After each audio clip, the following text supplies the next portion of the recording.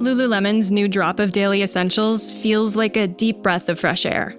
Breezily is a collection of drapey pants, shorts, and tanks designed to mix and match with your wardrobe as the weather warms up.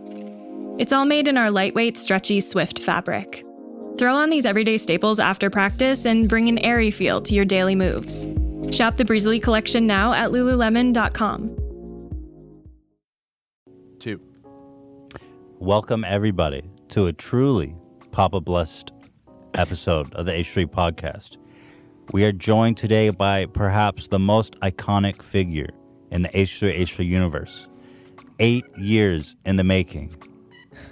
None other than Papa John himself in the studio. Welcome and thank you. Welcome. Yeah, thank you. Thank you, Ethan. Thank you so. I'm frankly, I can't believe I'm sitting across from you right now. Well, the feelings are mutual, I gotta say. So you had mentioned to me that you had thought of reaching out to me, but the Papa John board of directors or corporate were not savvy. Yeah, I've been wanting to talk with you for about 8 years. You're hard to get a hold of, frankly. But Really? I got to try to get myself more available. I don't know. Yeah. but I think they're just a little more conservative. Mm-hmm. But I've always thought this would be a lot of fun. I hope I was right coming into this. Yeah, you'd be right. It's gonna be great. It's gonna be a great time. It's gonna be a pizza journey. Well, now that you're no longer beholden to corporate, so are you in a way? Is this a big middle finger to them now that we're doing this? A big middle finger? No, not at all. I'm probably Papa John's biggest fan. You know, even now. I love pizza and I love people, and the people at Papa John's, they're the ones that made that company great. You know, you build 5,000 stores out of a broom closet, and you got to do that with great people. But no, franchisees, I love them. Employees, I love them, and Right. we're pulling for them. I'm their biggest fan. We love the franchisees. We hate the board of directors. Is that right? I'll put the words in your mouth. Or I mean, I won't put the words in your mouth, but I'll say it for all of us here. Those sons of bitches. Are they? But they got to be scared that you're on here now. I mean, you've got documents with pizza, literally pie charts. You've got a pie chart with a pie on it. I don't know if scared's the right word. We felt like some decisions being made the last couple of years were not exactly in the best interest of the system. There's nothing that's happened with Papa John's the last 20 or 30 months that wasn't predictable, and it's not been good. With that being said, they're struggling, and we're hoping that things get better and they'll pull themselves out of this mess. Do you want to go back? Do you want to be the CEO on the directors? No, I don't want to be CEO. You want to be back on the board? No. Let's let it run its course. Let's see what happens. Let's see what's going to happen. I mean, so far it's not been good. The thing that scares me the most is there's nobody on the board or really in leadership that has any pizza experience. Right, the pizza category we heard Right. about. There's no experience, and very, very dangerous. Everybody wants to do pizza. Everybody thinks they want to be in the pizza business, but it's a really a different animal. I mean, it's tough. I mean, you really got to know the business. When you say they're dangerous, do you mean that they're? What do you mean by that? Well, you know, when you make good decisions, good things happen, and people prosper. When you make bad decisions, bad things happen. And the last 24 months for me to sit back and watch what's happened to the franchisees and watch happen to the employees. I got a call Friday. We had a young lady, Robin Kennedy, been with the company 25 years. Boom, just out the door. 2 weeks ago, 5 days before Christmas, give or take, Rob Porter, been with the company 28 years.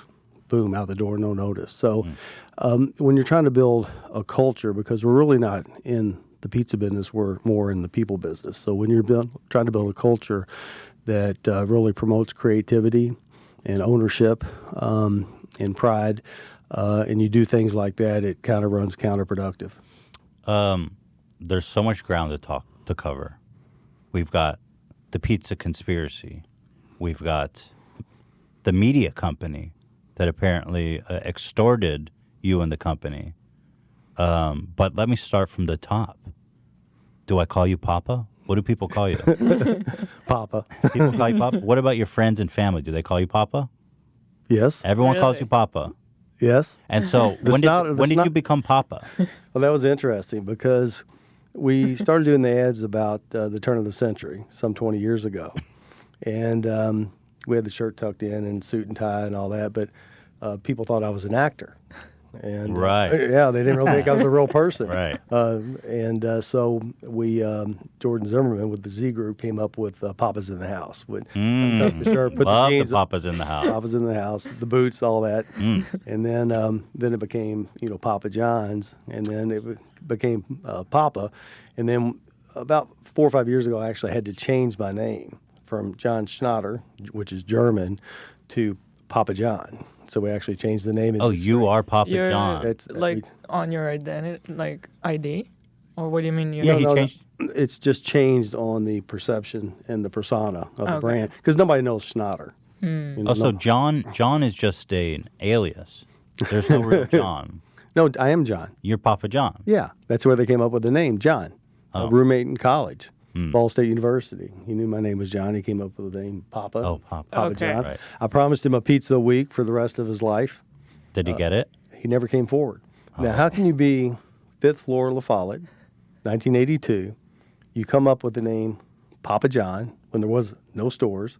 We built 5,200 stores, and he still Never hasn't came come. forward to claim that pizza. Yeah, and if you're out there, I owe him a pizza a week for the rest of his life. So take $10 a week, okay? That's $500 a year times 35 years is $17,500 worth of pizza. So Do you think? I think you may be assuming that someone wants to eat that much pizza. Maybe a fallacy.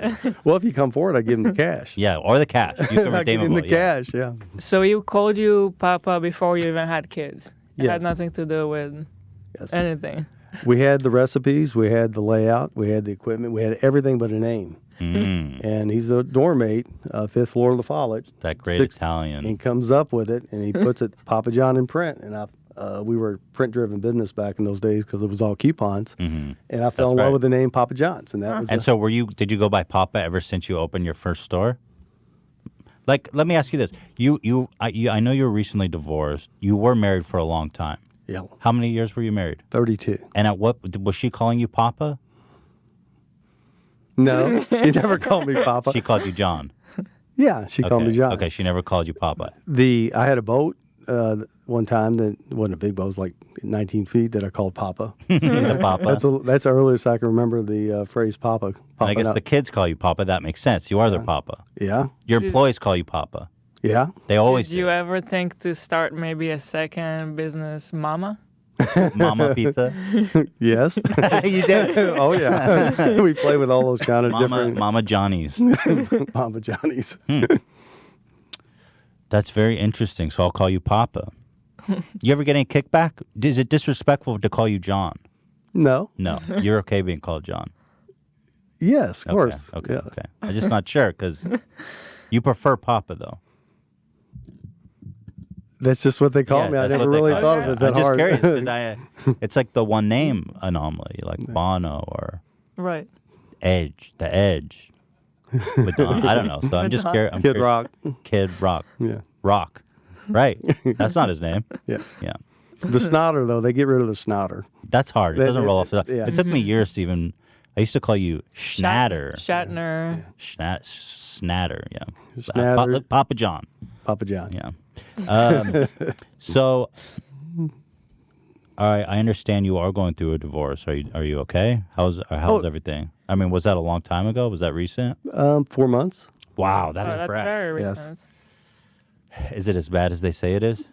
She's a wonderful person. But I mean, the she's doing divorce well. itself. No, I think it's both of us wanted it. Oh wow. And then so, So I think it's been best for both of us. Are you feeling relieved? Are you feeling? It's got to get like. Well, okay. Are you dating? Is Pop out there? Like you're single. You've got pizza money. You're healthy. You look good. You're in good shape. Slowly but surely. Ah, Papa's getting out there. No, I wouldn't say Getting that. some weird ass out there, Papa. I wouldn't say that either. I wonder if there's any like if girls might be into like role playing with you, where they like that you play the papa or some shit. You know how they say like, "Call me daddy, call me papa." I don't know, just ideas, giving you ideas. You're newly single. I'm just giving you ideas. Interesting. Would you want someone that is, let's say, in the pizza category, or someone who's completely outside of the pizza world? I don't know if you really can pick. I think if you just go out and look for certain attributes, I don't think that'll work. I think it'll just have to happen. Yeah. Where do you meet women? You don't if you're me. Yeah, it's tough. Yeah, it's real tough. Do you do like social events? Do you go out? I like to go to bed early and wake up early, so I don't. Because you're a grind. You're a CEO. You built this incredible company. Are you? You must be having trouble meeting women. You've been on Tinder or what? No, that's tough. They would kill me if I did something like that. That would be suicidal. We've got to set you up with a nice girl, Papa. I'm fine. I'll take it from here, pal. We got to set you up with someone. All right. Yeah. Bachelor? I know. We do this parody of The Bachelor on our show. You're quite an eligible bachelor. That would be a hell of a season. I assume you're not interested. I got to tell you, I didn't know we were going to talk about this, but it's kind of interesting. But I'll take the dating from here. Okay. I understand. I don't blame you. I don't blame you. You have an age limit now that you're single. Age limit with the women. Would you date what's your age cutoff now that you're single? I've never thought of that. Because a lot of guys, let's just say, and I don't blame them. They're out there, they're single. You're wealthy, you're looking good. You get out there, get some strange ass. But some guys say, I'm gonna cut it off at I don't know, 20, 30, 35. I don't know. What do you have a cutoff? Have you thought about that? I think you could meet somebody that's probably 45 or 50 that acts and is active enough to be like 30. Sure, you could. And you could probably meet somebody that's 30 or 35 and act like they're 45 or 50. I think it depends on the person. Depends on the person. I think so. Absolutely. Yeah. That's true. That's a good answer, Papa. Safe answer. What would I do? I know that if my dad left my mom, he would probably date an 18-year-old. And I just know it. He's a pig. And I love my dad. Well, yeah, I love my dad. I shouldn't say that. Do you think it runs in the family? I don't. Good question. I try my best. I got to tell you, I grew up with a very perverted dad, and I've tried my best to subvert those feelings. But if he was you and single, he'd be getting weird and wild out there, boy. So, but I have a feeling you're a good. But he's you're not. It good. He's and not. He's still with your mom. That's true. Thank you. My dad appreciates you saying that. You live in Kentucky. Are you like a local celebrity out there in Kentucky? People got to know, like, hey, Papa. You get shouts like that out there? Louisville's probably where I get left alone the most because it's not a big deal. And they just look at John, the pizza maker. John loves making pizza, and John, a community leader, good corporate citizen. I don't really think Louisville probably get left alone more than anywhere else in the world, maybe. And when you walk around like New York or LA, I don't know how often you do. You probably get recognized a lot. You got a face on the pizza box. You used to. Yeah, I mean, Latin America. Very popular. Really? Yeah. Latin America? Like China, Interesting. I might as well be on Mars. Oh, yeah. No. Yeah. L.A., New York, a little less, but it's actually gotten more the last 5 or 10 years. In the Midwest, where Papa John's is really rock solid, for sure.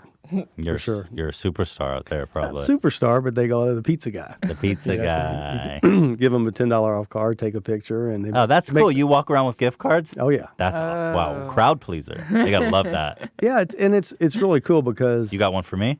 I can get you a pizza card. Don't tell corporate. Is it true you have the biggest house in Kentucky? I read that online. I don't know if it's the biggest. It's probably one of the biggest. One of the biggest? Yeah. I love my home in Kentucky. Pizza's been good to Papa. Pizzas, the whole thing's been a blessing. I've got so many people to be thankful for that supported me and gave me a lot of encouragement early on when I didn't have anything. I can't tell you how many times I thought we were going to go broke, and there was people just really were there in my corner. And so, but it's been a great ride with a great group of folks. The original employee, number one, still works for me. Oh, really? With me. And, what position are they in? well, Denise Robinson, she was a cook, and Daddy hired her as a cook for $7 a day. And I said, we got to cook, because Dad and I were kind of, jack of all trades, master of none. And I said, great. And he goes, there's one problem. I said, what's that, Daddy? He said, well, she can't cook. I went, she can't cook. You hired her to cook. And this is back when we didn't have $7 a day to blow. But she had a great attitude, and Dad taught me early on, hire for attitude and train for aptitude. That's true. She's done. She's been with us, and she's great. You go, what you do? Yeah, she's been big in there the company? 36 years. She does whatever she wants. Really? Yeah. So does she have your back now in this? Oh, whole yeah. Good. Oh, good. You've still got your allies in, Oh, yeah. in Papa's house. Yeah. It's not all. Yeah, It's not all. It's been great. Good. I mean, it really has been. It's to go through this it's a fascinating experience. It's a learning experience, and it's educational. I just wish it wasn't me. I just wish it wasn't me going through it. But we had a very comfortable life. The company was making $150 million a year. I owned 31% of it. No debt. Great pizza. Great product. Great ingredients. Great everything. And so It's true, Hila. And then this. Well, let's talk about it. Let's talk. Okay. You did an interview. Let's start here in November, in which you famously claimed you have eaten over 40 pizza in 30 days. Now, first of all, that went sensational viral. What was your reaction to that? Well, I didn't say I'd eaten 40 pizzas in 30 days. I said I had 40 pizzas in 30 days. Well, hold on. We're going to split hairs here. What does that Yeah, mean? when I said I had a pizza, that means I ate it. Well, when I said had a pizza, it means I'm inspecting. Right. And so I'm not eating every pizza. I may be eating parts of pizzas. But How many pizzas you eat on a weekly basis? I probably eat 8 or 9 slices a week. When I was at Papa John's, I was probably 12 or 15 because we're always testing new products. That's awesome. Yeah. Oh, I You keep love fit. You exercise a lot. Yeah. Good. Yeah. Ski. Because I eat a bike. lot of pizza I think and I don't look Ethan like eats you. that much pizza, but no exercise. Yeah. Something's wrong with the way I'm eating pizza. That won't work. Yeah. But pizza is actually very nutritious, very healthy. You just can't eat a bunch of it. You- I mean, it's you would agree? That sounds like pizza propaganda. well, it's 325 calories a slice, 350 a slice. Heavy. So yeah, you eat 1 or 2 slices, you're golden. You eat Not me. 7 slices, then that's Then an you're issue. then you're garlic butter golden, like myself. When did the garlic? You know what? Let's stick to the story. You got on Instagram. That's how we got in touch. What prompted you to make an Instagram account? Were you feeling the viral sensation of the Papa comeback, Papa redemption arc? Yeah, I think again the board and leadership is probably leans to be a little more conservative, and the social media platforms I think scared them, and so they kind of kept me away from that avenue. And we hired a new PR firm, Proactive, up in D.C. Mark Serrano and his team, and they hired Matthew and Jordan out of Indianapolis, and they said, give it a try. And I said, I'll try it. But if it turns negative and it's nasty, I don't want anything to do with it. But, it's been great, right? It's been 2.5 months. It's been cool. It's awesome. Yeah, it's something else. Well, you know what happened? Someone sent us a tip. They're like, I think this is Papa John's real Instagram account. And we're like, there's no way. We don't believe it. So We've always looked for you on social media. Yeah. Like, where is Yeah. his Twitter? Where is his Instagram? We'll turn into a whole story arc for us where we slowly realize it was your Right. your account. Yeah, So we're- what does it look like when you say that they didn't want you to have an Instagram account, let's say? Like, is it an actual conversation, a meeting where you meet with a team and they all have an input on what they think you should do? Well, our generation didn't grow up with social media, and you got to understand in 1995, which would have been 25 years ago, we didn't have computers in the store. Yeah. We were operating out of cigar boxes with deli sheets. So we had to go through the wave of technology just to have POS and then the internet came along, and we had to, PapaJohn.com. Right, exactly. I remember the video well announcing that. We did really well on the POS in that transition, and we were first to the market on the internet, so we did well.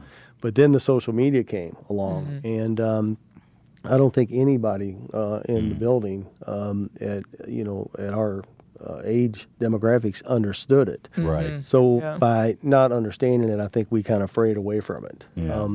But it's a risk reward. It is. And for like, sure. well, coming on the show today, there's upside and there's downside. Yeah. And so, but anything that's worth doing is going to have a risk. That's the Papa I Right. know. That's true. Yeah. Well, that's true. I'm so glad you're here because to me, it's very brave of you to come in here with us. But I do think that it's just so incredible for you to have the courage to come in here and talk to us in this format that I think most people in your situation and under the advice of all their handlers would just totally shy away. But this is the most genuine way for you to get your message out. Right, And so I think that that this is a great step for Papa. Yeah. But in all sincerity, you've been a Papa John's fan, Oh yeah. and you get your wife here.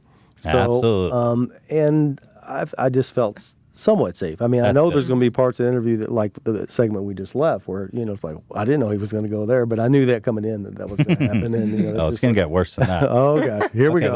let's move on. So now you're making it sound like it's not that bad with you and the Papa John corporate, but they removed the mention of you on their website. Look here on the television about us. They act like you never didn't even exist. They go, first of all, they're rewriting history. They're saying Papa stands for people are a priority always. You seen this? And then they go, it was founded in a broom closet in Jeffersonville. No mention of you. Well, what's misleading to that? It says it's the foundation we started. There wasn't no Who's we? There Yeah, wasn't no yeah. we. So I But, mean, that's gotta feel bad. I mean, this is your baby. This is your life's work. Papa, the rewrite. They won't even give you the credit of having your own name. Well, not to correct you, but Papa always has meant people are priority one always.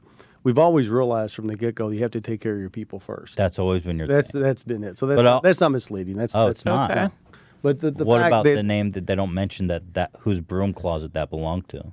Well, they have taken the position that I never existed, Yeah. Yeah. and they have research that says half the people out there associate me with the brand, or that I am the Sure. brand. Now, half, not 5% or 10%. So, I don't know. We've kind of studied what corporate's done. It hasn't worked out too well for No. anybody. This is what I call a lose, lose, lose, lose. And one of my fundamental principles in business is everybody has to win. Suppliers, Right. franchisees, employees, communities have to win. And this has been a lose, lose, lose, lose. But I don't know how you pretend like the founder didn't exist when he's alive and well. He's right here. And He's Papa. and it's authentic. It's the truth. We did this the hard way. We did this the long way, and we built it one store at a time, up to 5,000 stores out of a broom closet. I'm not sure how you erase that. And if you do erase it, I think you do rub part of the population the wrong way. Exactly. So the corporation has put themselves in a position that they're conflicted. Bizarre decision making. Well, I call it corporate geniuses. corporate genius. Sure. You would call it corporate idiots, but I got it for the lawyers. I got to call it corporate geniuses. Genius. Okay, you got it. It seems that they must have made a calculated decision that they thought cutting you out after all the controversies would have helped the company on decline. That's what I assume was their logic. But But people are not stupid too. People. Well, that's where there's a fundamental disconnect between my beliefs and I think the corporate geniuses. I don't think you can fool people. Maybe once, twice, but I think people are smart. The fact that the corporate geniuses think they can fool people, now that's not very smart. even people that are like disagree with you or like outraged by the controversies, they know that it's still called Papa John's. Yes. And then everyone who's ride or die Papa John's is pissed. It's bad. What do you think about the Papadilla? I mean, were you involved in this? No. Would you ever greenlight such a abomination of God? They obviously have research that I don't have. Yeah. It is Research you don't. like street smarts. Okay, you got it. Well, let's play it out. Papa John's pizza. No. Papa John's pizza quesadilla. No. Papa John pizza quesadilla papadilla. No.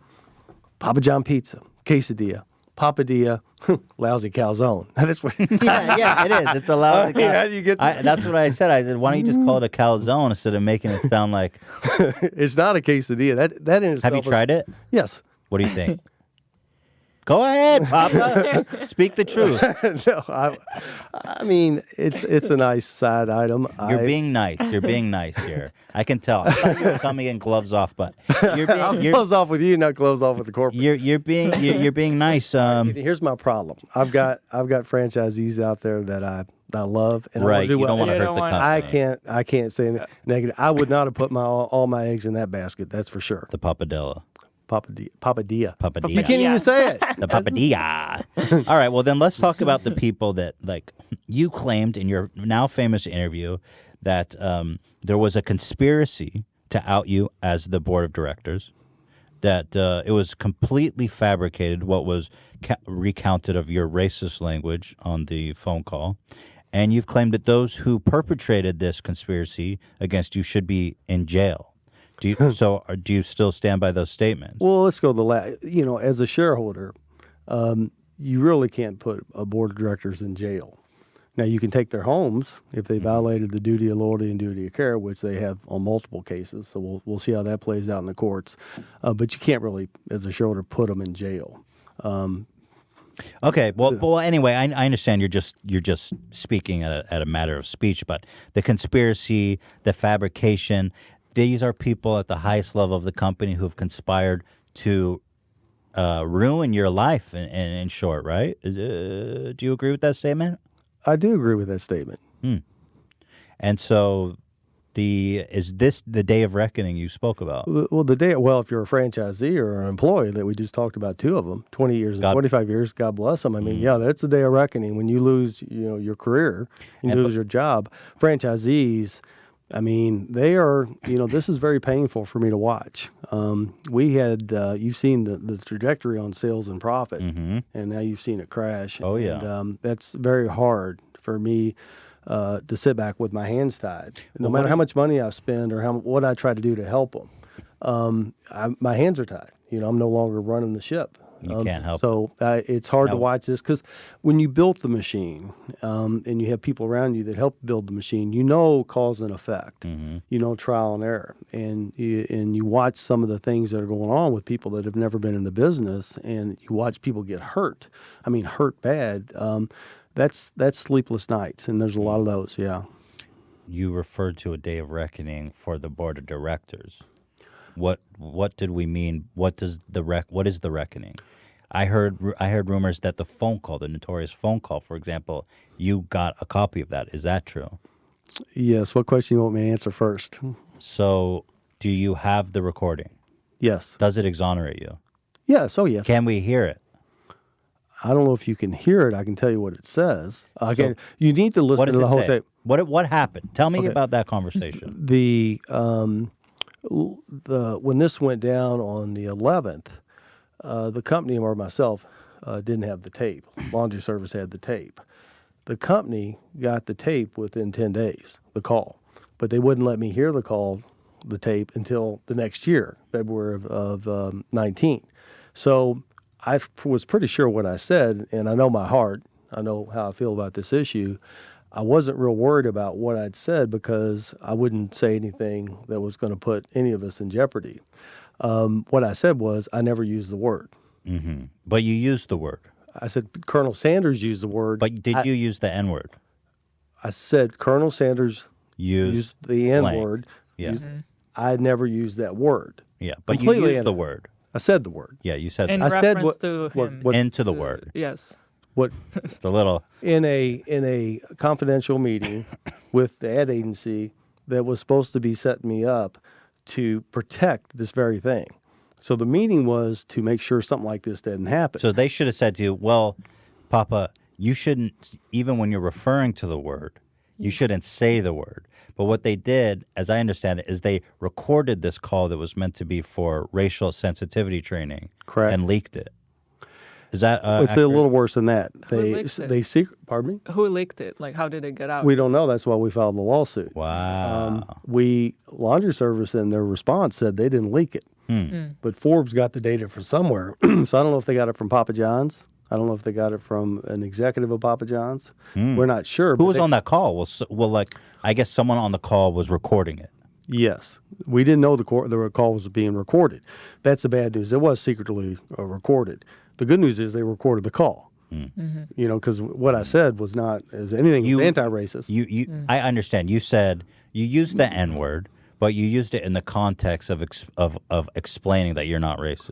Well, although, can you see that some people would be offended that you would use the word at all? I've gotten into that very issue myself, and I can see where they're coming from in that when you use the N-word in the context of saying, "Oh, I would never say that," but you said it. You did say it when you were saying, "I would never say it." Yeah, the thing about the call was like 50 minutes. 50? 50. And the call was extremely positive about, my position, the history, how it was brought up on, anti-race, period. There's no tolerance for it in my family and in my upbringing. And it finally came up again at the end. I said, listen, so-and-so uses the word. I never use the word. Let's get off the word. They recorded it. And you feel like they were trying to set you up? They kept trying to get you to say the word? Yeah, I think. Interesting. I do. I think they were trying to agitate me. Yeah. What did they say to agitate you? They just kept pushing and pushing. They kept bringing up the comments that were made back in November on the NFL conference call, which there's nothing in that call that's even sort of provocative. The franchisees, the head of Franchisee Association will tell you that it was innocuous, it was benign. And yet they stirred that up and somehow painted that into the race corner. And the company didn't do anything to defend that or to straighten that out or to point out that it was mischaracterized. So that was kind of the first clue that hey, if they're going to go down this road, we've got to make sure we have a plan in place to prevent this from getting out of hand by being not truthful. And that's what happened. So did you have, when you were on this call, it sounds like you now perceive it to be the intention of that call was to incriminate you, not to train you. Well, if you look at at the time I had 31% of the company, how do you oust the founder, Papa John, from his own company? And there's really no way to get that done except paint me in the race corner. And what the company learned with the Obamacare and the NFL comments is if they did nothing, social media in itself would take me to that spot, which was a very bad spot. And it just gave him an excuse to get rid of me. But why would they want to get rid of you? Because now that you're gone, clearly nobody. Could anybody have benefited now at this point from you being gone? No, nobody has benefited. Yeah. It's a lose, lose, lose. And I think until this gets clarified and the public can digest really what happened, I think it's going to have consequences on Papa John's business health. But let me finish. The company, when you're good at something, you make it look easy. And we just had a really good team, and we've been doing this for 35 years. It's kind of like doing what you all do. You just know what you're doing, and you're good at it. We had a board and leadership that thought, okay, we can run a lot better without John. And, it's intoxicating. I mean, $150 million a year, Papa John's, helipad on the building, all that. It's intoxicating. And power and control and greed is alive and well in corporate America. So their mindset was, let's get rid of John. To your point, let's pretend like he never existed. Let's take the company over. They had a bunch of self-interest. Each individual had different self-interest with different characteristics of taking the business over. And we'll just take it over, and life will be grand without him. So you think it was a conspiracy by the entire board of directors? I don't exactly know. Right. We've tried twice. We had a lawsuit. It's called a 220, but basically it's a lawsuit to get the documents. The company hasn't given us any documents. What kind of documents would you say? I want their emails. I want their faxes. It's like a subpoena. I want their texts. We won that ruling. You did? We did win that So ruling. how does the court enforce it when they refuse? It has not been enforced. And the chancellor called Burchard, and he's the guy I wouldn't want to mess with, frankly. And for him to rule in our favor to get those documents, and yet the board has handed over no documents, I wouldn't want to be in the board seat. And then we filed a second lawsuit with Laundry Service, and that's simply to get to the bottom of. Get to the truth, the day of reckoning, as you say. What happened here? How did they do this? And I think what you're going to find is at different levels, there was the different agendas and different goals. The folks at corporate had one goal: keep their jobs, get John's money, be the seat. Then the board had another goal: they wanted to be chairman. We had one board member that had a conflict; he took over the marketing, et cetera, et cetera. And then you've got Laundry Service, which was Wasserman and Goodell.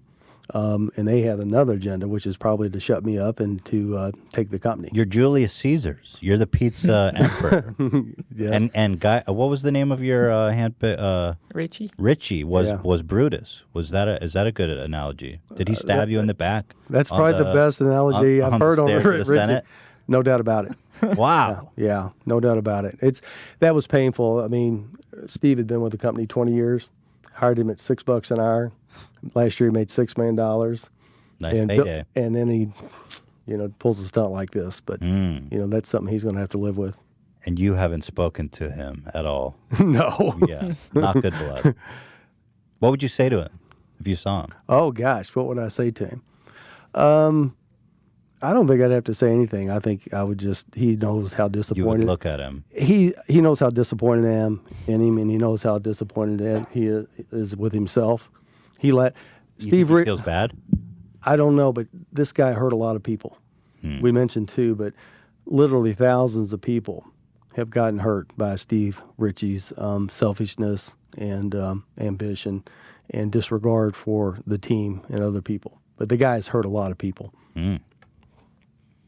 So much intrigue to unravel there. So much interest at play. A lot Betrayal. of drama. Yeah, a lot of drama. Yeah, portrayal. Must be exhausting. And you're at the center of it. It's very Shakespearean. Do you feel like you're in the middle of a Shakespearean play? Betrayal is an interesting... on that scale, though. Yeah, it's like I said, it's fascinating. It's an education. I just wish it wasn't me. Do you ever wonder why you? I mean, what did you do to incite such betrayal? I mean, do you find yourself wondering how how could this happen? I mean, what do you think about that? Well, Papa John's is the American dream, and when you look at power, control, greed, envy, you have that in spades. Failure is in some ways easier than success because everybody wants a piece of success, and Papa John's was the pinnacle. Right. Papa John's Pizza, American Dream, Third biggest apple pie. pizza chain in the world. Yeah, and I think that makes things more tempting for people to get intoxicated again and to do silly things. But to answer your question, I thought this could happen, and I prepared for it physically. Intellectually and what financially. Do you mean physically?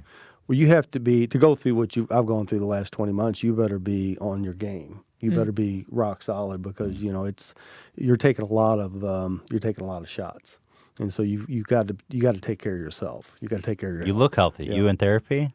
No, probably should be, but no. Yeah, you should be. You've been through a lot. Are you embarrassed to talk to a therapist? No, I've talked to a therapist before.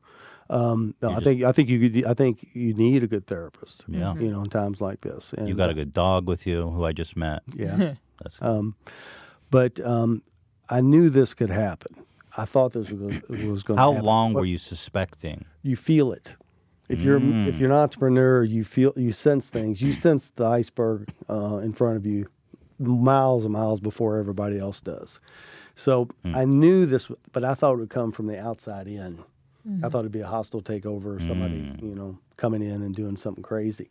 I didn't know it would be from the inside. I didn't know that the people on the inside were capable of doing something like this. So you didn't anticipate what really. And here's why: people always act in their self-best interest, and the way they've gone about this, like John or don't like John, the way they've gone about this has hurt a lot of people.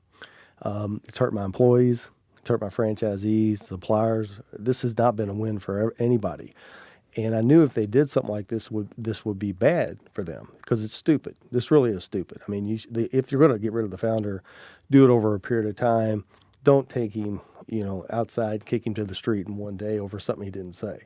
I mean, they manufactured this and then they did what they did. But I didn't realize that they weren't intelligent enough to realize that by doing what they were doing, they were actually hurting everybody else. I missed that piece. Let me go back to the I'm just so intrigued by the phone call because when we go back to the phone call on that fateful day, everything happened so fast, right? Like I read that on the same day that was it the same day the phone call happened that you were removed from the board of directors? No. So how much time passed? The phone call happened on May the 22nd. Richie fired the agency laundry service on the media side the next day. And I went, what are you doing? I mean, because they're going to think that I fired him. They had a tough conversation with the CEO of laundry service that Friday. And then 2 weeks later, the owner, Casey Wasserman of laundry service, called and said, if you don't give us $6 million, we're going to bury your founder because we taped the call. So wow. So they tried to extort the money. Papa John's didn't give in to that demand. And then since Papa John's didn't give the guy the $6 million, they went public with it on July the 11th. So there are a couple things there. First of all, there was a pretty good time distance between the May call, May the 23rd, and July the 11th. And second of all, Papa John's board or management didn't do anything to make sure that the founder and the brand spokesman were protected. In fact, Papa John's did just the opposite. When all this hit Forbes, Papa John's piled on instead of defending. And so why did Richie fire the media company the day after the call? I think again he used me as an scapegoat to say, well, the reason that we fired you is because John didn't want you around, which is I had nothing to do with that. So, but was he privy to what was on the call? I don't. Yeah, he was on the call. Oh, he was on the call. So was there outrage expressed? Were people offended on the call? No. Or after the call? No. It was all gravy. No. So why would he have the presence of mind to fire them the next day? I just don't understand. Like, what was his justification being like? It had nothing to do with the call when he fired them. Or it did.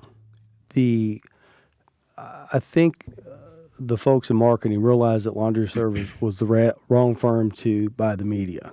And so Richie just kind of used that as an excuse to do something he should have done anyway.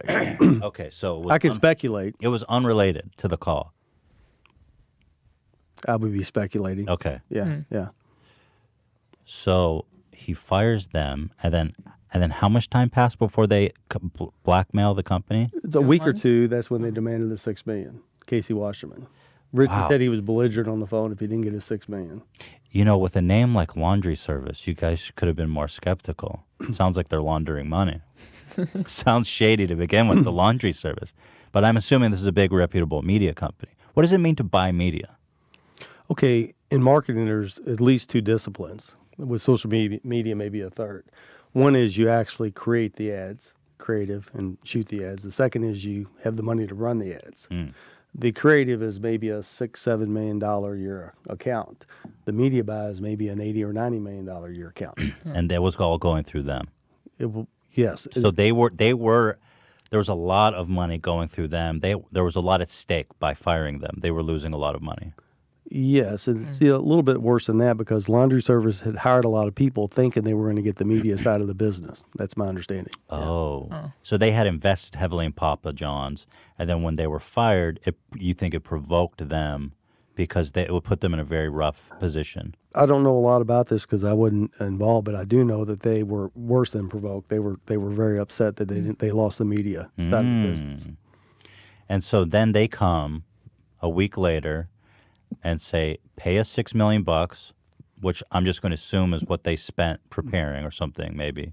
And if I'm just trying to justify their actions, they're like, yo, we spent $6 million in Papa John and you pulled the plug on us. So pay us the money or we're going to release this tape of the founder. And instead of, so Papa John's doesn't pay. Now, did you know that they were threatening the company? Because you were on the board of directors at the time. Richie was the CEO. So did you know that they were threatening the company? Was that public knowledge among the board? Yes. Yeah. Yeah, we knew that. And were you scared? I mean, what was your response? I didn't like the whole situation. Oh, yeah. Because I had a lot of involvement with laundry service. I didn't like the fact that Richie had fired him the day after the call. Right. I didn't like the fact they taped the call secretly and didn't. Oh, you yeah. know, in fact, when they told me that they want $6 million or they're going to bury the founder, they have a tape. I actually went, "Phew, thank God they got a tape. The tape will protect me," because I knew what I said was not. That was a good tape for me because it was a very positive meeting. It was But a good- ultimately, it doesn't matter because nobody's heard the tape. And Right. the damage has been done. Well, laundry service doesn't want anybody. The damage has been done. Yeah. Yeah. Oh my God. Yeah. The tape exonerates me. I mean, You have the tape. I don't have the tape. You do not have the tape. Yeah. We- But Attorneys have the you tape. have heard it. I've not heard the tape. You have not. But I have people that represent me that have heard the tape. The tape helps me. Okay. I wish the tape was made public. Yeah, me too. Because Papa John's and laundry service do not want that tape public because it's going to depict a whole different picture than what was depicted with Forbes in the media. So how was it reported first that laundry service came to you guys with this tape and said, pay us $6 million or we're going to release it? How did you first hear about that? Richie, Richie told Yeah. you. He called you? he called me, or I was just there. We went in his In office. person? Yes, in his office. You see, if Richie knew, Carolyn Euler, the head, the GC, legal counsel, knew, and then the board would have known that Washington wanted $6 million or he was going to bury us. Now, we owed laundry service between $1.5 million and $2.5 million. So we did owe him some money. I don't want to say the $6 million was, Blackmail necessarily. but it was extortion. But how is it not? So, I mean, extortion is illegal. So how is it that you guys weren't able to press charges against them? Why would Papa John's put me in that situation? Why would they not call the FBI? Right. Why wouldn't they call the FBI? You got to call the You're being FBI. extorted. Yeah, your founder's on the line. They're paying him in a box that and it's something he didn't say, and he's not. And at the same time, once it comes public on a false narrative, then they bury me further. So the question is, was Papa John's in on this? Yes. Was Richie and Shapiro in on this? Yes. Wow, that's intense. But remember, I'm hammering on Goodell. I'm telling the Goodell to get his act together. So who's Goodell again? Goodell's the commissioner of the NFL. Oh, right. And I'm telling, Goodell is personal friends with Watchman. They watch each other's kids and so forth. Because they do all the media buying for the NFL. So you got me hammering on Goodell, get your act together. About the kneeling. Kneeling. I didn't say anything about the kneeling. I just said to resolve this to the players' and owner satisfaction. He's friends with Washman. Washman owns laundry service. So You were pissing a lot of people off. I don't know if I was pissing a lot of people off. I was pissing Goodell off. You were pissing powerful people off. Goodell for sure. And I think the fact that we were in 4 universities with free market and entrepreneurship, that probably upset a few folks on that side of the equation. But I think Richie was going to lose his job. Which he did, right? Yep. Kirtley wanted to be chairman of the board. Shapiro, he wanted that $40-50 million a year in marketing that we talked about.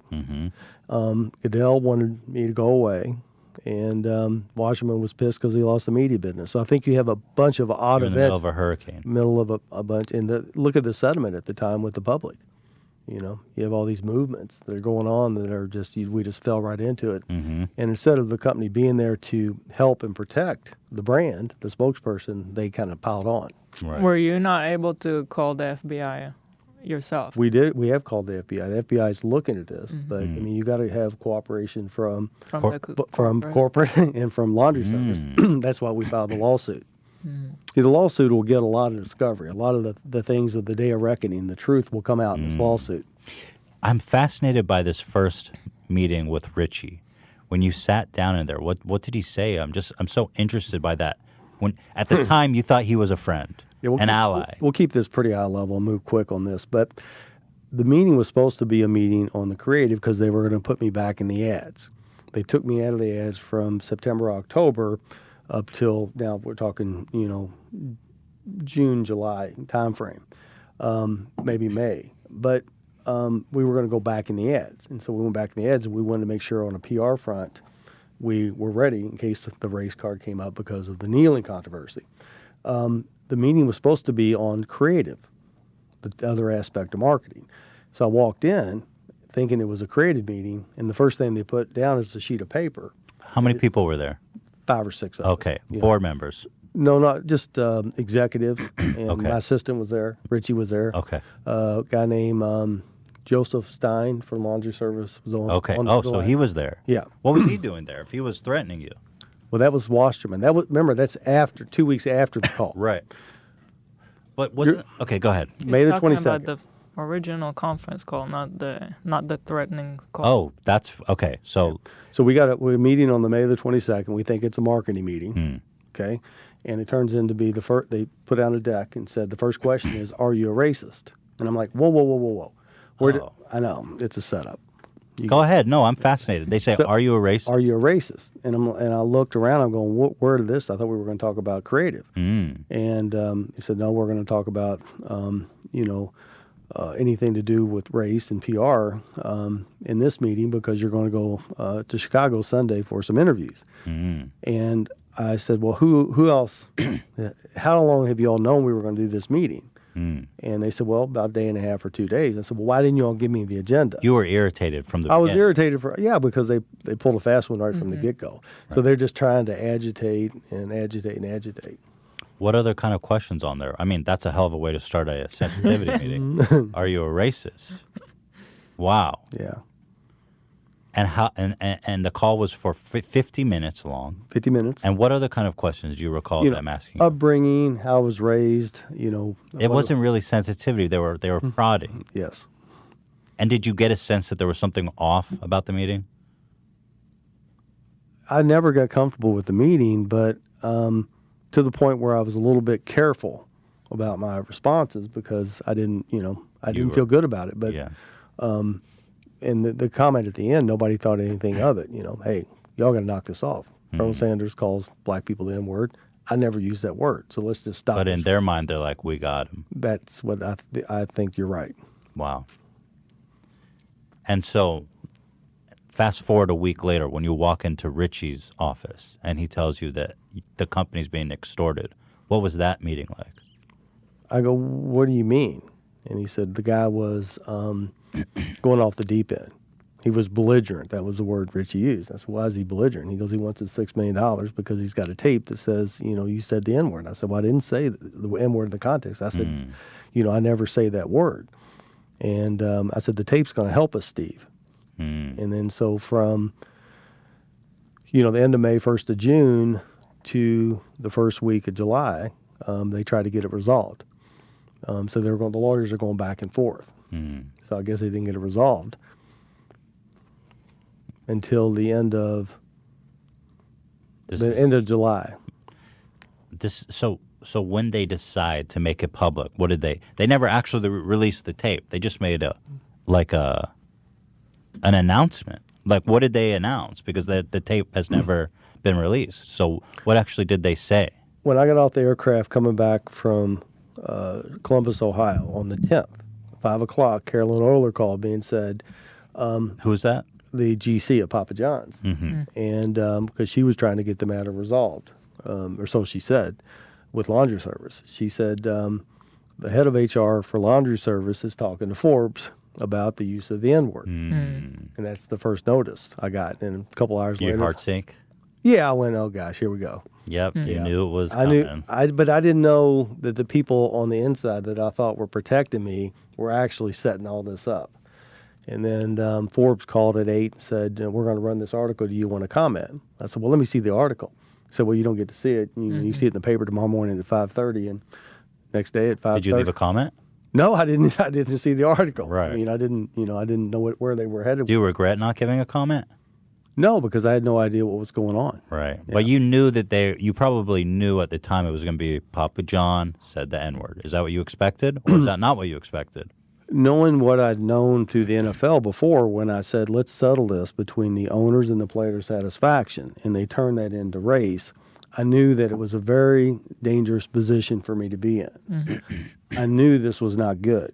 I did not know my own company and an agency who was hired to keep this from happening were in on this to actually make it worse, not better. So were you shocked when you read the article in the morning? I was shocked at the headlines, and Right. I was like, wow. Do you remember the headlines? What they said? The headline played up the use of the N word. It made it sound like that I'd called somebody, Right. word. It's versus- just Papa John used the N word. Yeah, they made it accusatory nature when what I said was, I don't use that word, so let's not use that word. In fact, if I go to dinner and somebody uses that word one time, don't say the word, and I'll get up and leave dinner. I'll literally, and I've done that more than once, but it's just not a good word. So don't use the word. I don't use the word. How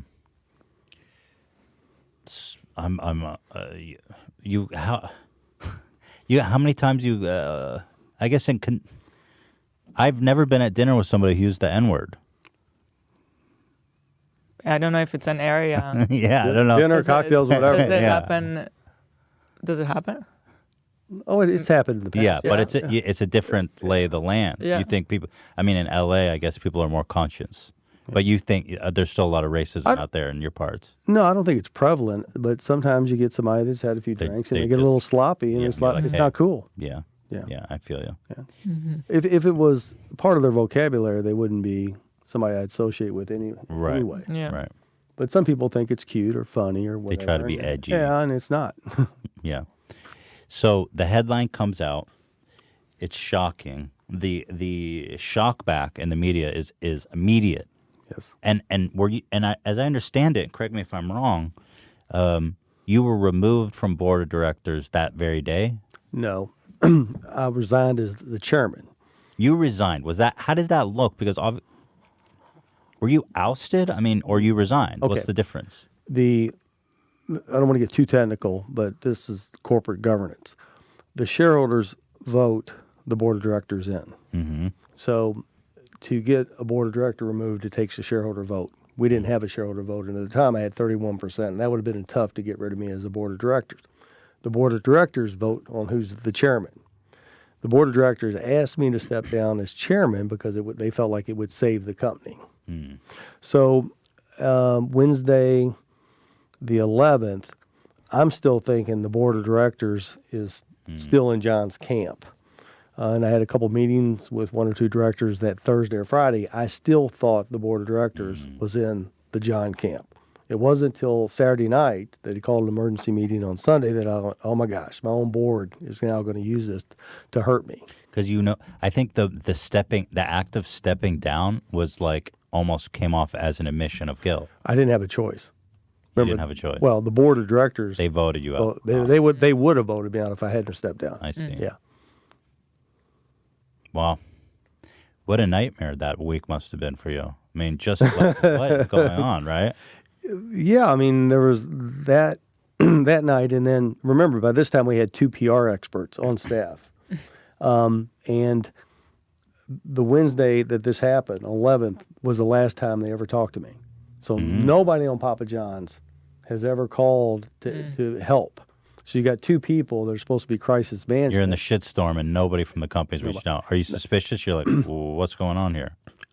I hired an agency out in L.A. You had your own at people. 11 o'clock on Saturday night. That's when I realized we had a problem. Yeah. Is this bullshit, these crisis management people? Because, the crisis wasn't managed. It was full blown. Did they help? I'd say the agency that I have today, Proactive, has turned it around, for sure. The agency we used in L.A., we've used them twice, and to your point, it hasn't been good for me. But Proactive's been very good. The position we're in today versus where it was at 7 months ago is night and day. We're now on the offensive. Do you regret not? Do you have any regrets about how it all went down? Anything you would redo over? Well, I'll be fine. I mean, I'll be fine. The damage done to the employees, I keep coming back to that, I know, and the franchisees, these people, the way they handled this and the way they went about this and their motives have hurt a lot of people. That part keeps me up at night. There has been nights where I lay in bed going, my gosh, That's not what I said, and that's not what I'm about. How, never thought my world was going to come to an end, but it's kind of scary because you kind of don't know how to get yourself out of this mess. And when you're painted in the corner of race, it's bad. Oh, yeah. It's a terrible position to be in, and especially when you're not. There's been days where I wish I'd have said something that was or acted like I was a racist, because then you get treatment or you get help or you say you're sorry. But that's not my nature. That's not what I am as a being. And that's how can you say you're sorry for something that Or maybe correct the record. Be like, hey, I guess did you expect someone to do that for you? Well, if this has caused a tremendous amount of damage. The company was making $150 million a year, now makes basically zero. If the board stops and says he's on probation, he's on the bench till we find out what happened here. They had the tape within a week. They could have said, oh my gosh, what he said was anti-racist. I mean, it was a positive call. You're not portraying this right. If they would have characterized it in a truthful manner, we're out of this mess pretty quick. They didn't. Instead, they piled on. They dug themselves in a hole. And when they realized that what I said was nothing wrong with it, they'd gone so far that they couldn't turn back. And today they're in a position where they can't turn back. They can't take the hit and own the mistake of how they handle this, because why the shareholders and the shareholders have not filed suit against the company because the stock's high. We'll talk more about that later. But why the franchisees haven't filed suit against the company, I don't know. Did your personal net worth take a hit? Well, when I was running the company, we were at $89 a share, and now I think we're at 65. But at one time, the stock got down to 39. Right. So it's 39 versus 65. It's like half. I mean, so the stock's actually doing well. There's a concept called private equity. And private equity is probably the most dangerous financial instrument ever created by mankind, because it inflates the values, the PEs. And so stock prices are kind of being pulled along by the private equity farce. And so Papa John's. You think it's worth much less than it's being portrayed on the stock market? Papa John's? Yeah. How is a company worth $2 billion that makes zero? Tell me. I don't know. 2021 they may make $40 million, $50 million if they don't have any one-time write-offs that they've had for 3 years in a row. They keep having one-time write-offs year after year, which is pretty amazing. Do you ever think about just dumping your stock now while you can? Oh yeah, I've had, because you still have 17%, right? At one time I had 31%, 10 million shares, and now I'm probably closer to 2 or 3 million shares. So you've dumped a lot. Dumped a lot of stock. It's my way of shorting the company. Oh. I don't think the company's worth anywhere near to $65 a share unless Jeff Smith, who's the chairman of the board, who owns a company called Starboard Value, unless he's found a bigger sucker than he is to buy the company, at 70, 75, I don't think the company will stay at $65. I think the stock price is the last card in the house of cards to fall. But they may have the company sold. Got Rourke out there. You got Inspired Brands. Rob Lentz, the CEO, came from Arby's, which was Inspired Brands. So Inspired Brands maybe. You think Arby's is behind the Pizzadilla? Papadilla? You can't even. Yeah. I like Pizzadilla better than Papadilla. Yeah. Do you think it's an abomination of your name that they use Papa in the Papadilla? Papadilla. I didn't feel any animosity. And do you think Arby's is behind the Papadilla? I have no reason to know to believe his that. influence. Why would? Because the CEO of Arby's came to Papa, right?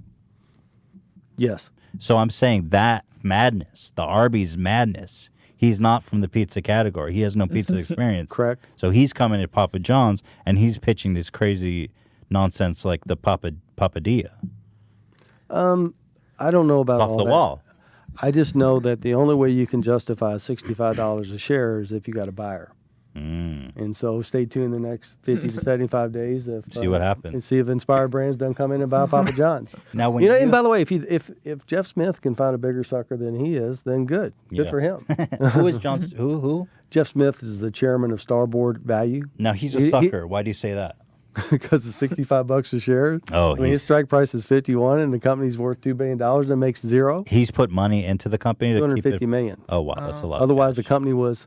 This is how bad it got. The company was in violation of their covenants on their loans. So Smith had to come in and save the board. Liquid injection. Yeah. To keep the stock price up. To keep the company Company from going running. in default from the bank loans. Wow. Yeah, Scary that's- times to yeah. be that guy. He's Well- sweating, you think? Nah, is he sweating? I don't think he's sweating. I think the board of directors of Papa John's was sweating before he put in $250 million. Now, if Inspired Brands or Rourke doesn't buy this company in the next 50 to 75 days, they're all going to be We're sweating all bullets. sweating. They're all going to be sweating bullets. Right. And the pizza won't save you. If they don't fix it. Yeah. So I want to go back one more time to this big conspiracy, this phone call. Was there a moment where where you had a moment of realization that you had been betrayed by everybody? And when was that moment? I can remember talking to our ad agency and second biggest franchise March, April of 18, before this happened, and going, what's going on here? Because it wasn't, we felt something was going on, but we didn't know the conspiracy with Richie and Shapiro and Curley. We did not know that. And then Dan has just walked into the room and disrupted everything. Why are we in the room, Dan? I'm going to hook up a pizza can for later. Okay, go ahead. Dan, maybe not. We're done. Dan has ruined the show. Thank you, Dan. Dan is angry. He looked up. Uh-oh. Thank you, Dan, for being proactive. But go ahead. thank you, Dan. Let me get my thoughts together here. You were talking about you were talking to the franchisee about the moment you realized. We knew Richie was a bad actor March, April of 18. The call was the 22nd. I was going to fire Richie in July. So Richie knew I was going to fire him. So when did I realize it was as bad as it was? About a month or two after July 11th.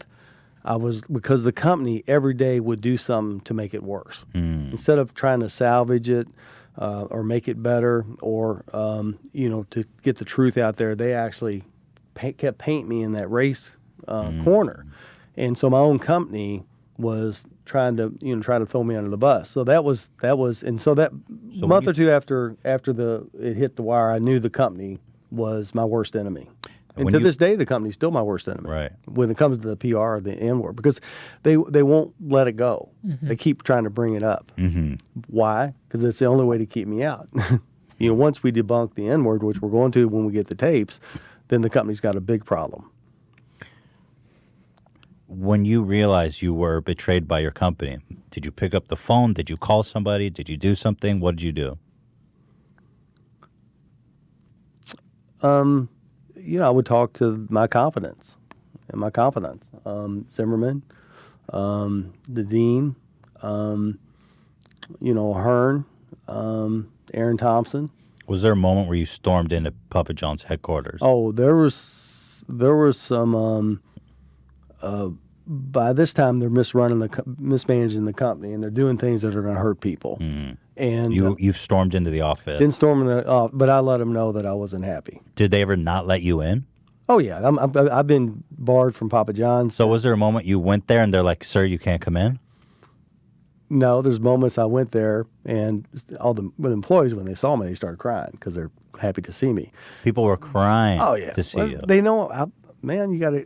I love people and I love pizza. I mean, I love my employees. They know that, so you can't ever take that away. But yeah, and so the new. How many people cried when they saw you? Tears. Oh, it was a dozens. dozens. Oh yeah. The tears were flowing. Kim, I remember Kim in the corporate headquarters, the R&D department. They felt bad. Oh, they know what happened. I mean, again, we come back to the people that wake up every day and make this country great. They're smart. They know exactly what's going on. So there was never this movie moment where you went there and you're like, "I'm coming up," and they're like, "Sir, you can't come up." Well, what they do is they hire lawyers to say that you can't come up again. Oh, okay. So you went up and they're like, "Get out! You can't come back." And what does the lawyer say? Just restraining order? What does it mean? Well, that you can't go up I there? don't know if threatened a restraining order, but they definitely did everything they could to keep me out of the building and to keep me out of the stores. You ever poke them? You ever show up at the stores at Oh the yeah, building? yeah. Any good stories? What's the best provocative? What's the best poke? I don't know if it's a poke. It's just, it's when you own as many shares as I do, you want to make sure that you want to see what's going on. Yeah. We ordered pizzas last week in D.C. and that's the Colonel Freitas. A colonel who works for Papa. Yeah, government worker. How about that? Actually owns a franchise, and he's a pretty good operator. And the pizza they made the pizza. It was supposed to be half pepperoni, half meats. I mean, half pepperoni, half cheese. So they messed the order up. Pizza wasn't cooked right. It's undercooked. And the employees weren't nice to the people around me. They were rude. Now, that would have happened under my watch. No. How could you control on such a granular level what goes on at a Papa John? Because it's the same machinery. Yeah. It's the same protocol. How has the pizza changed so dramatically? You stop measuring. The matrices, which we measured quality, I mean, we measured how many pepperonis, how many times the phone rang. Why would they stop doing that? Because it costs money. Costs There's money. There's three reasons you stop measuring. One is to measure costs money, especially when you measure the hardest things like, edge lock, cheese to the edge, is the crust rising. Two is you don't care. You really don't care what you're serving. Why measure it? And three is, it doesn't matter. The difference between this pizza. Papa is presenting for audio listeners. This he is has 10 pictures of photos that he's presenting of Papa John pizzas. He's presenting a 10. 10, which is That is a beautiful pie. Yeah, corresponds with a 10-point The scale. perfect 10-point. Now, the new management, new leadership threw this to the wayside. They got rid of this because it's expensive. But the problem is when you train people to do this and you don't measure, they start Gotta look doing at this. Now, what do you rate this? 4. That's a 4. So what we're getting, what we should be getting is 10s, but we're getting 4s. Now, they won't go from a 10 to a 4 overnight or in a year, but they will go from a 8.5 pizza to a 7.5 pizza on the way to a 6.5 pizza if you don't measure it. Because if you don't measure, you got to measure it. Yeah, you got to measure it. Well, now that we're on the topic, we have 5 Papa John pizzas backstage. Let's bring them in and let's have you rate each one. Can we do that? I think so. Yeah. Let's bring it in, Dan. And while Dan's setting that up, this is going to be fascinating. I mean, to have the Papa John. Here they are. So now we've got 5 pizzas. Thank you, Dan. Dan, you didn't ruin the show. You were. We love you, Dan. We love you. We love you. So now here we go. So you want to just go handheld, maybe, Dan, Hooking up a handheld camera? That's what you're doing? or what I whatever's was gonna easy. do, but- So we're going to set up the camera. This is a big moment for us. So let's start here. I'm going to stand up.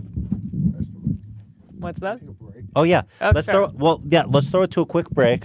There's a buzzing in here too. That's I like just heard that. it's like really sharp. We're going to take a quick break, and when we come back, we're going to gauge pizzas with the Papa himself. So do not go away.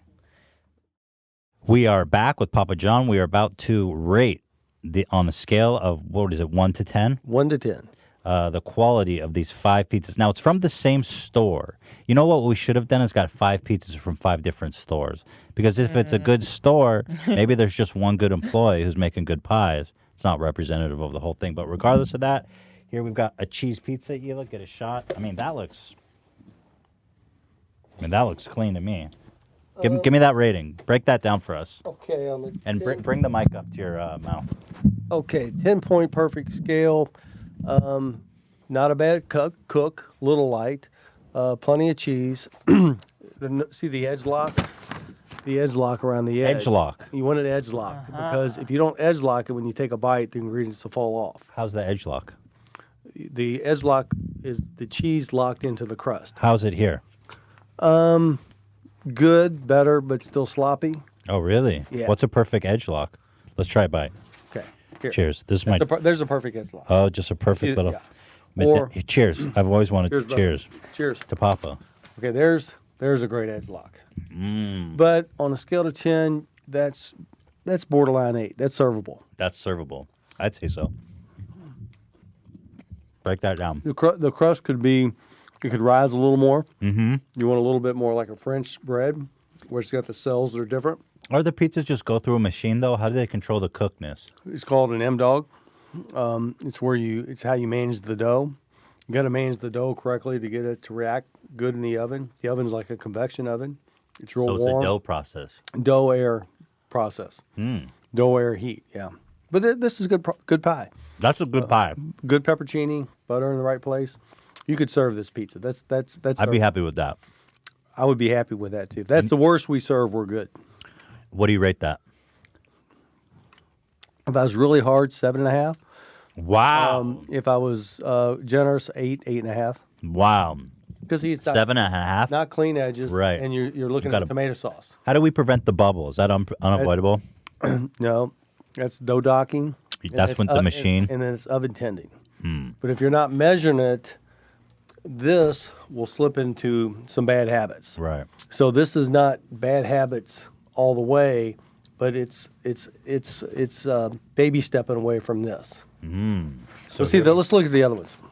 Oh, yeah. This is the worst we ever served. We're So good. this is, and Papa's being tough here. This is a 7.5. I give this a 10.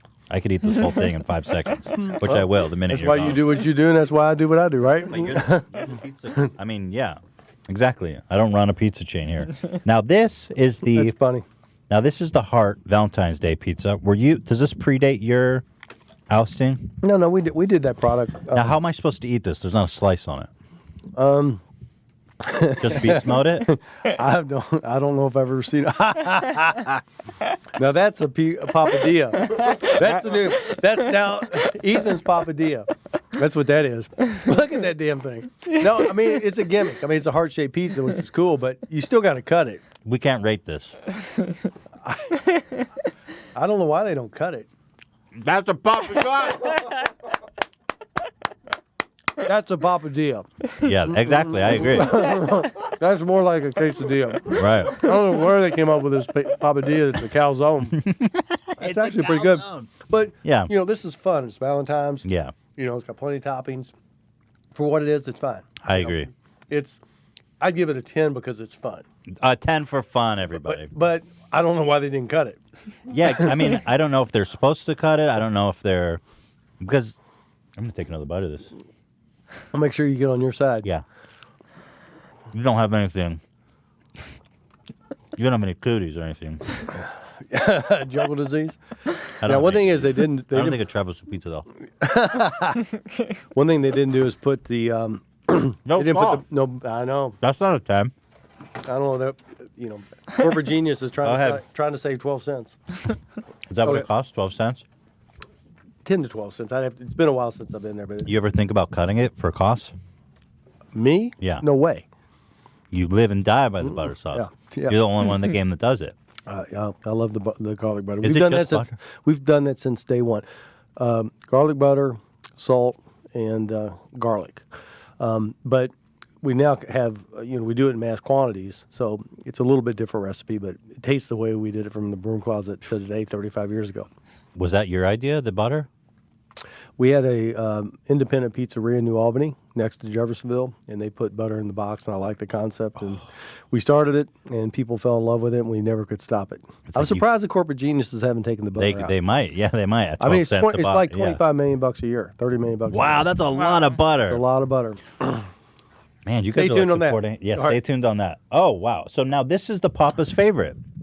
We that went back in the Oh, John's favorite. yeah, which they removed from the website, by the way. Oh, they did. Yeah. I don't exist. So this is the pepperoni, sausage, and 6 cheese. Yep. Let's break it down. Okay.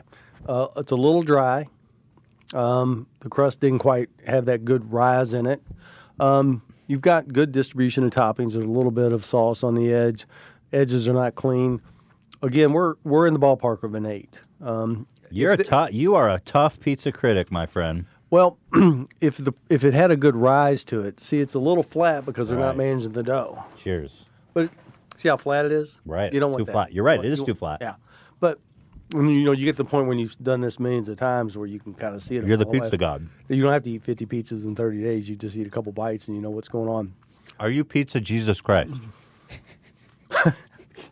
Where did he come up with this? No, I don't want. Are you the savior of pizza? We're going to find out here.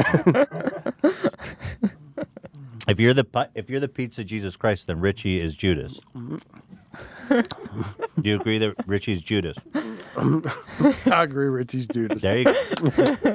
We got something. Funny. Hey, he asked for all this, right? Right, of course. So but I actually agree. You nailed it. The crust is too thin and it affects the.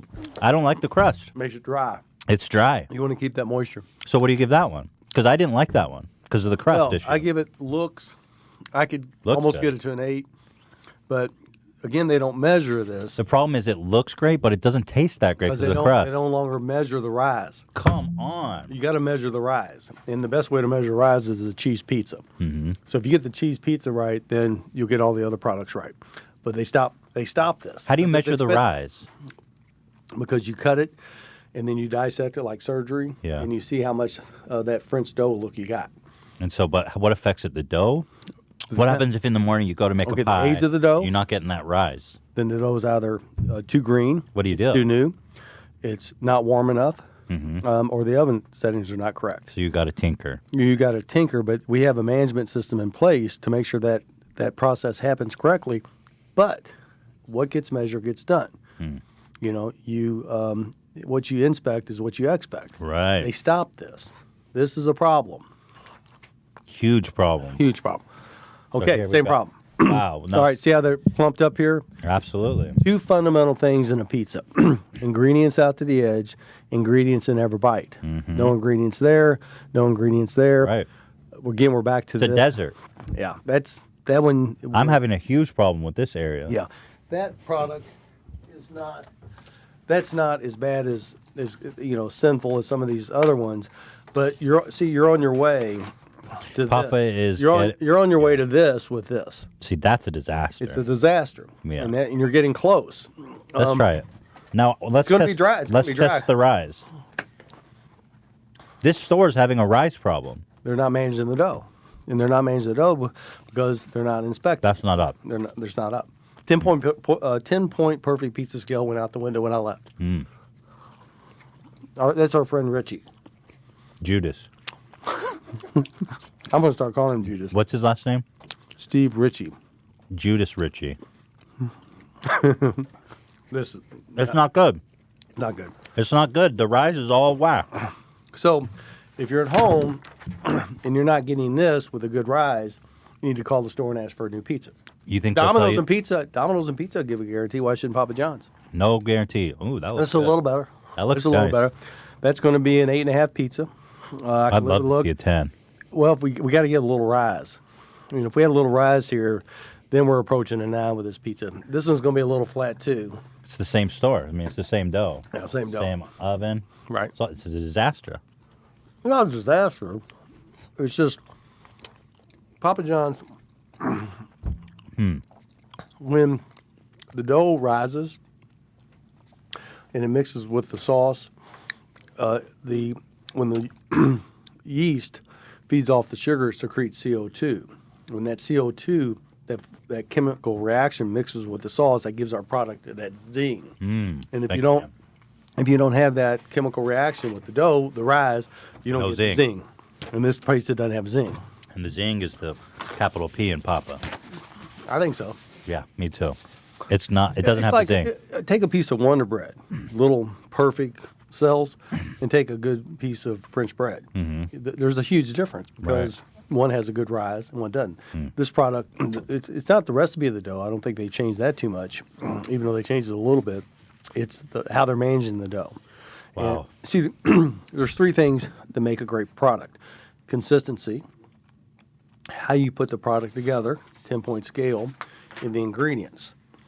Now, they have changed the ingredients somewhat. They got rid of the olive oil in the I feel like dough. I'm in Pizza University. Right. Do you They- consider yourself a pizza professor? I mean, I just know what tastes good. Yeah. I mean, as my farmer friend says in Modesto, it's the food, stupid.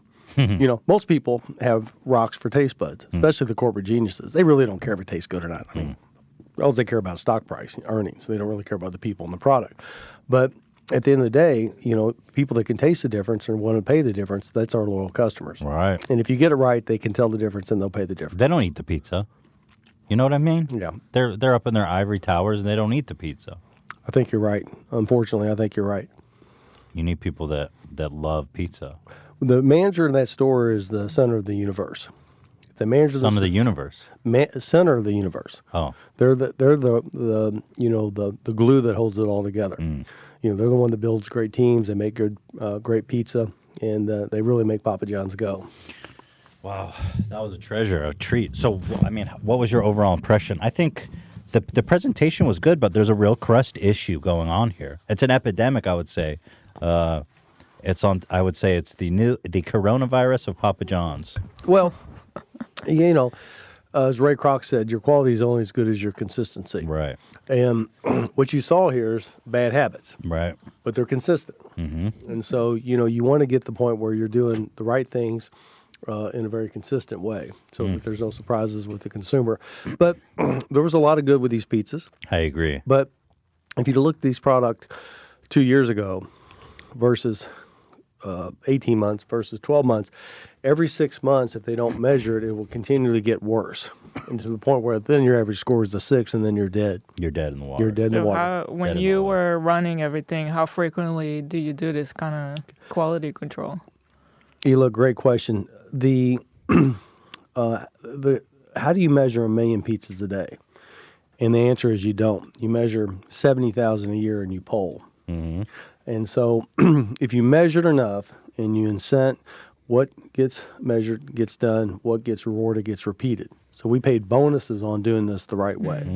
And that's all been cut out. Really? Oh. Right. So they don't get in a bad it's like your diet or your exercise. You don't get in a bad habit, in a day. You slowly over time get in a bad habit. And what will happen if they don't measure this, then over time it'll get worse and worse. To the point where you can't even recognize It's the no. product from this. Now, is this that? No. But at least it's in the ballpark. Now, a few of those other pizzas that I showed you, that's death. What do you think about Domino's and Pizza Hut? I think they do a nice job. I mean, I really They're do. business for a reason. What do you think about I like to call them little seizures. I think for the money, they got Good value. Good value.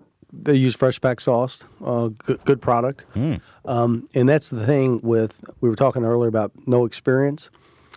I mean, this is not like, the head guy at Papa John's, he's done sandwiches, Arby's. Well, there's no really national roast beef chains except Arby's. Well, he did Taco Bell. Well, there's no national chains that, do tacos, but Taco Bell.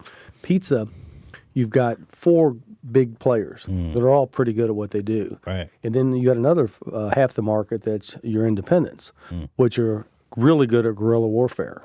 So, they're tough. I'm going to do a podcast this week with an independent called Rocco's out of New York. They're based in D.C., but they come from New York. And, the guy's a street fighter. He knows his business. He's going to get you. So, much more competitive, hyper competitive. That's true. Yeah, it's tough. You got to be really, really good to be successful at the pizza delivery business. And, you keep seeing these little chinks in the armor. Those little chinks are going to add up to big, bad chinks. Well, we've pretty much said it all. Papa John, we've eaten pizza, we've talked pizza conspiracies. What stone is left unturned? What's left? Is there anything you want to add? Is there anything that I should have asked you and didn't? There's a lot of ins and outs here. Is there anything you want to say to the people, the fine people of the world? And by the way, I do want to say, actually, just to ask you a question and I'll let you answer it. We reached out to Papa John years ago because we've sold, I like to say I sold more Papa John pizzas than Peyton Manning. I don't follow football. Is that the guy who used to be in that? Yeah. Peyton's a great hockey player. No, come on. I'm not that ignorant. I've sold more pizzas than Peyton Manning. Yeah, my dietitian was adamant on me coming on this show with you all. That's the guy back. Yes. Yeah. Adamant that I come on this Oh, that's 8 years ago. And I said, why? I had my agent at the time reach out. I says, why can't we get a deal with Papa John? I'm going to sell. I'm going to put points on that stock, but they declined. But you heard of the offer. Yes. It got to you. Yes. That's. I wanted to do it. Exactly. I mean, you know, That's so interesting. So what happened? well, you know, it's like meeting somebody and they go, you know, I think I'm crazy. I think I'm losing my mind. It just, you know, and then you meet somebody that says, I'm not crazy. You know, I'm not crazy. Well, the person that thinks they lost their mind, they're not crazy. The people that think they're not crazy, they're crazy. This self-righteous, oh, John, you can't go on that show. To Eli it's and beneath. Ethan, oh yeah. my gosh, you know, and we're so self-righteous. Our words are perfect and our behaviors are perfect. Those are the people that are doing things behind the scenes that Right. are dangerous. Dangerous. That their behavior behind the scenes would scare the stripes off Man. a raccoon. But you forgot to ask me about graduating college in 3 years. I totally forgot. Yep. How did you? So you. Go ahead. Yeah, I finished second in my class. Second Really? from What the did you bottom. study? Second from the bottom. Oh, really? Yeah. And I've got the last Did guy you in my not- pocket. I got a picture of him just to make myself feel good. And did you? So you didn't finish in 3 years? You were finished in 3 years. It sounds like. We finished in 3 years, all but one class. So did But you graduate? Second, You didn't. Second in the class. Second from the bottom. Yeah. Okay, you got it? Material. Got it. Yeah, you brought in material. Prepared material. Yeah. Any other bits you got? No, I appreciate y'all having me on. Yeah. It's been a delight. Now, if Domino's ever reached out and they're like, Wow. "You want to come on board?" Wow. What would you say? Well, we're working on Wow. a lot of things in the future. Remember, I love pizza and I love people. Whoa! And- Wait, is there a possibility that there's a? Whoa!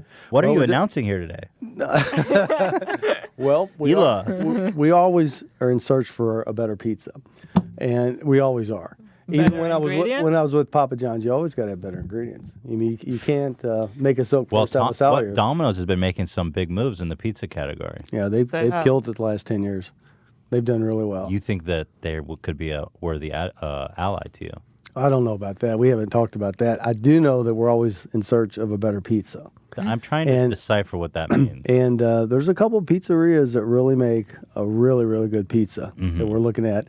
We're doing a show. You can have Mm-hmm. I the don't know first what on that this one. means. You want to invest in them? Well, Papa John's, we always wanted to be America's independent pizzeria because the independents make the best pizza because they're right there Right, doing it. right. And we were public. We were a big company, but we always tried to act like a family-run business with regards to people and product.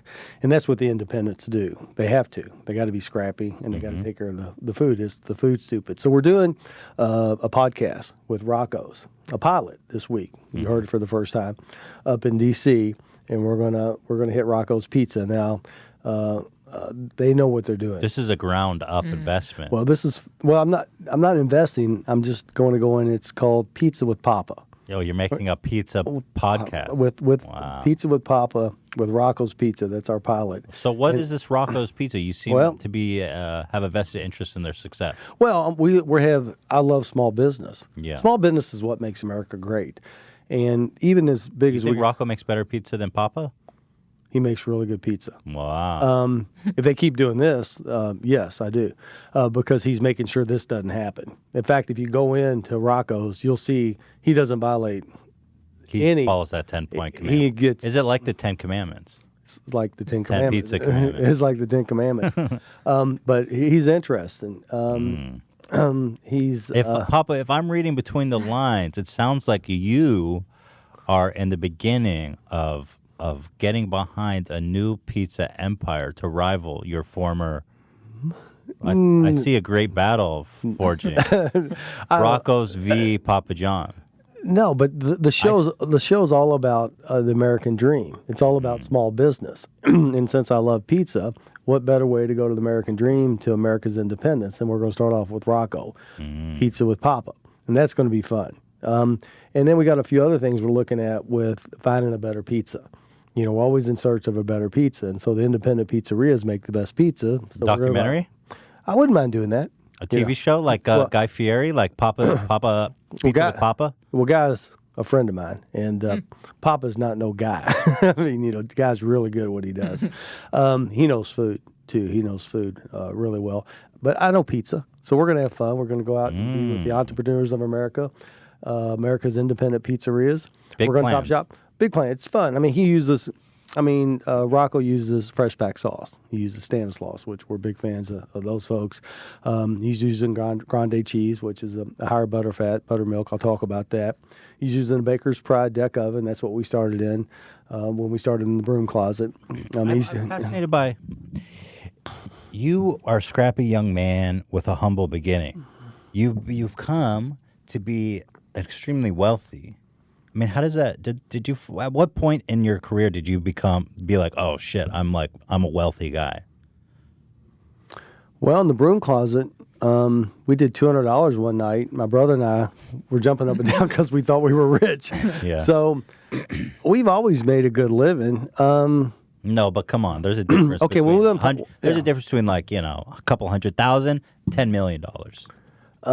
When we went public in June of '93, I didn't have $5,000 to take the family on a trip. Really, you went public with that little money? And then the next day, I was worth $100 million. What? I was 31. Holy shit. So that was the day when we did, Really? because that was stupid money. You're 31 years old and you make $100 million. There's no way you know how to handle that. So what happened? Well, you go off the deep end for a few. What'd you do? What'd you buy?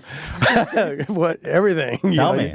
No, you What's just, the dumbest thing you bought tell me, that you spent like ridiculous? bought a boat. That's about as stupid as Yeah, it gets. boats are expensive. Eh? bought a Dodge Viper. Thought that was cool until I got pulled over in it. But I think, What's that like to get that windfall? okay, I've never met somebody that's successful that was arrogant and pompous that in a short period of time became unsuccessful. And so no matter how successful you are, you got to stay gracious. You got to stay thankful. Come on, Papa. You got to stay humble. And when you make $100 million at 31, you got to have some people around you to do some pruning to make sure you don't think you're as smart as you think you are.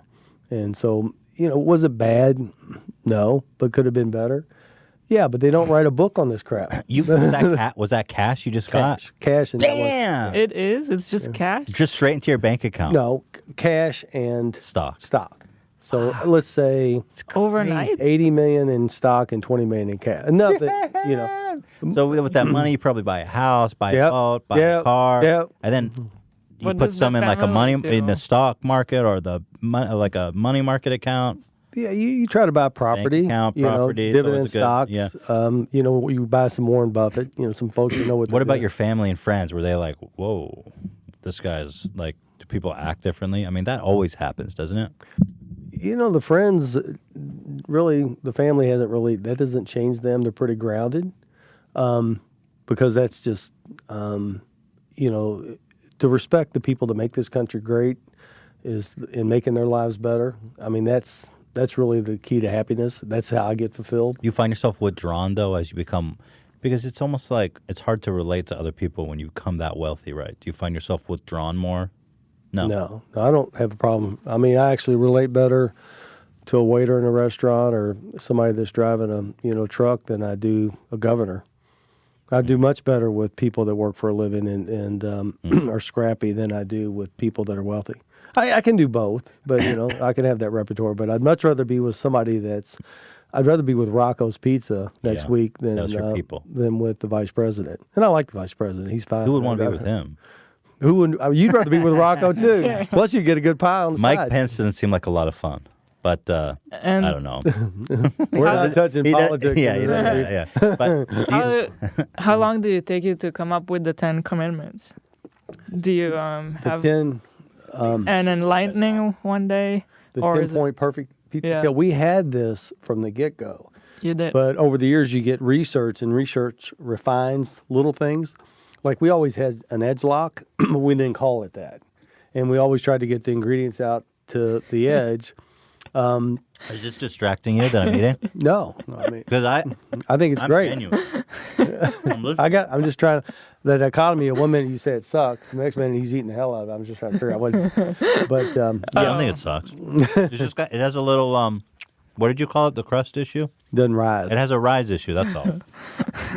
But but You ever get heckled on the street from people? never. We haven't had one incident out in public about this whole Wow. issue. That's what I say. A lot That's of this, amazing. lot of this was fabricated by the Papa John's and the board, which is very difficult when your own company starts making things up and creates a narrative that's false. Why did the NFL guy hate? Like, why did he have a distaste for you? Because I was on his case to fix the problem. Listen, that's what leaders do. They fix the problem. So when Do you mind explaining a little bit about that issue? Because we didn't really talk about it, but like, what do you mean by you saying that you were just on him to fix the problem? Okay, our largest spend was the NFL. It was some $40 million a you year. guys were huge with them. How much? Huge. $40 million. $40 million a year, give or The take. exclusive pizza sponsor. Yep, official pizza of the Wow. NFL. That's huge. And the ratings were off 20% because of the kneeling controversy. So there was less ratings, less people were watching, and you were paying the same amount. Right. I see. So take a That makes 20% sense. decrease in ratings on 40 mil. How much is that? That's an $8 million loss. So our being the fourth in the category, we don't really have the sustainability to cover an $8 million deficit. So my marching orders to Goodell was fix this to the players and owners' satisfaction. He didn't like that. He didn't like that at all. So in fact, did you, I told him, Did I you said, never say stop the players from kneeling? no, of course not. Because the headline that I consumed and always saw was that Papa John doesn't want the players kneeling, as if you were taking a political stance against that. No way. So how did that get out? I think the company promoted that too. Papa Remember- John from even back then was in November. anti-Papa John. I think Shapiro and Richie by that time were like, if we don't say anything and let the media, crucify him, then we can advance to take over But the company. who got the story? Because they got the story wrong. So who originally told them it was Papa John doesn't want the players kneeling? The comments were 10 after 10 on a Wednesday, and within an hour they changed it from fix the problem here, Roger. That's his bad leadership. Fix it to the players and owners' satisfaction, to kneeling, to race in less than 1 hour, and it went viral. So it was premeditated. They were sitting on the comments. And Is it a stretch of the imagination to think that fix the problem means get them to stop kneeling? no, because I think they can kneel. I think they just have to do it in a way that doesn't polarize the situation. Again, I'm not going to tell them to kneel or not kneel. You just were looking at the bottom line. I just want it resolved. Yeah, because you're. And they did get it resolved the following year, but it had gone on too long. But from a business owner standpoint, I can certainly see where you're coming from. I mean, you're paying $40 million, and now you're getting less eyeballs. Oh yeah, it was. When you have to understand, 80% of the monies going to the NFL are the small business owners that Papa John's called the franchisees.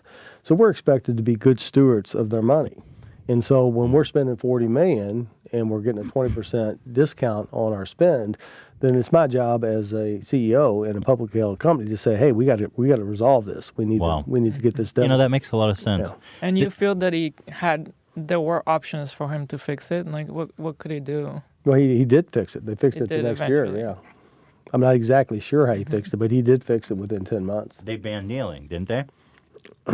I think they took the kneeling pre-game, Oh, or they put a penalty in Off or the something. field. They did something, but they resolved the issue. sorry, I just took a huge slice, a huge bite. Did this whole? It seems. Let me just chew my food. It's good pizza. Just a surprise issue. Oh, it's my recipe. It better be good. It seems that this whole conspiracy started, or the first time I saw you in controversy was Obamacare, Affordable Care Act, when you said you oppose, and correct me if I'm wrong, you oppose the Affordable Care Act because it increased the cost of pizzas by 12 cents or something of that nature. No, the analysts worried about the cost of Obamacare. Our delivery charge per pizza is about $2.50, $2.60 a pie. Obamacare was 14 cents. So the point was, it's insignificant. It's not a problem. I mean, it's less than 20% of what it costs to deliver the pizza. So it was an analogy to explain that 14 cents a pizza, because there is a cost. I mean, when you provide more healthcare, there's a cost, but it's insignificant on an $11 pizza. 14 cents is just over a point. So it's not a problem. But your comment was that you were going to lower employees' hours to avoid paying their health insurance. No, I would never say that. I will say in Hawaii, there's a franchisee out there where they had a program similar to Obamacare, and that's what he did. He lowered the hours. And that's what ended up happening with a lot of the companies in the market. But I never said that. No. So you are saying that that your comment was in support of Obamacare and not against. Because it sounds like you're saying it was 13 cents, and that's a small amount, so who cares? But at the time, it was reported, and what I've read is that you were saying that it was going to be an undue cost on your company. My comments were the 14 cents is incidental. It doesn't matter. And that it's good that everybody's going to have health insurance. Because if we did it, everybody else had to do it. So we looked at it as a good thing as long as everybody did it, as one. So we didn't, if you look at the speech I gave at Edison, we looked at it as a very good thing that 100% of the employees were going to have health insurance. That's interesting. There's that's a transcript totally on that too. Not how it was reported. But remember what I told you. And this was in 2012. This was a long November time ago. the 2nd of 2012, what'd the company do? Nothing. What happens when the company does nothing? John gets hurt. By November 1st of 17, they did it again. They did nothing. I got killed, and they painted in the race. So now the company now has a track record of knowing when they do nothing, it hurts me. And if you're wanting to take me out of the picture, what better way to do it than ignore what was really said? So you are saying, just for the record, that you never said that you would lower employees' hours. No, I did not say that. Here's the beautiful thing is there's a tape from Edison College on that speech, which is you can get that tape. If you want to see it, I'll send it to you and Ela. The transcript, 2017, is a transcript. There's a tape, and there's a tape on the laundry service. So there's a tape on all three comments, and none of the comments are indicative of what was reported by the media. And Papa John's did nothing to clear the record. Now, is that good? Well, it's turned out to be a disaster. So if you take the position, we're going to get rid of the founder, and we're going to violate the duty of care and the duty of loyalty, and we're going to throw him on under the bus for something he didn't say, probably not legal, probably not cool, but they're making a bet that the company would be better without me. Right. It's turned out to be a disaster. The company's in trouble. The franchisee's in trouble. So not only did they violate the law, not only did they do something that was borderline evil, they've hurt a lot of people along the way. What would you say to, I imagine what they would say in response to that is that the company was already on the decline because of your actions. I would say that the company was on the decline because they didn't correct the record, and they let what was mischaracterized carried on, and they further embellished it. Remember, the two people in charge of PR that were supposed to protect me deserted me. Didn't call you. In the middle of now, I've made these people multimillionaires. Not one executive, not one board member is called and said, "How you doing?" Now, Probably ordered not to communicate with you. I don't know what it is, but can you imagine a founder building 5,000 stores out of a broom closet and having something mischaracterized? They were your family.